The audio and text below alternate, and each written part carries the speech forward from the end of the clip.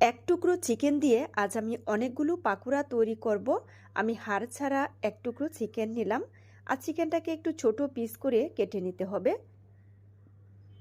মানে যতটুকু ছোট করে কাটা যায় ঠিক সেভাবে আমি চিকেনটাকে কুচি করে এভাবে কেটে নিচ্ছি। তবে একদম কিন্তু কিমা করব না।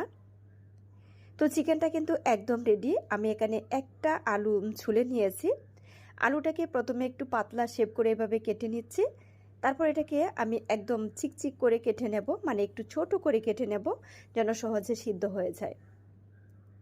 তো আলুটাও কিন্তু একদম রেডি। তো একটি পাত্রে আমি চিকেন নিয়ে নিচ্ছি, সাথে আলু কুচি, পেঁয়াজ কুচি দিয়ে দিচ্ছি, কাঁচামরিচ কুচি, হলুদের গুঁড়া, মরিচের গুঁড়া, আর কিছুটা পরিমাণ আমি বিরিয়ানির মশলা দিয়ে দিচ্ছি, আদা বাটা, রসুন বাটা, স্বাদ মতো লবণ, বেসন দিয়ে দিচ্ছি আর চালের গুঁড়ো দিয়ে দিচ্ছি। আর যখন আপনারা বিরিয়ানির মশলাটা দিয়ে এই চিকেনটা তৈরি করবেন, এত মজার একটা ঘ্রাণ আসবে। আমি কখনো কিন্তু এভাবে তৈরি করে খাইনি, তবে আজকে প্রথমবার তৈরি করলাম। এটা কিন্তু বেশ মজার হয়েছিল। একদম ছোট ছোট করে আমি পাকোড়াগুলোকে তেলের মধ্যে ভেজে নেব।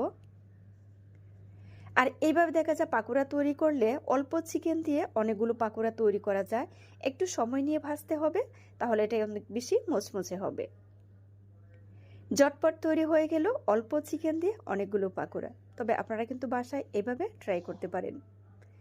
আল্লাহ হাফেজ।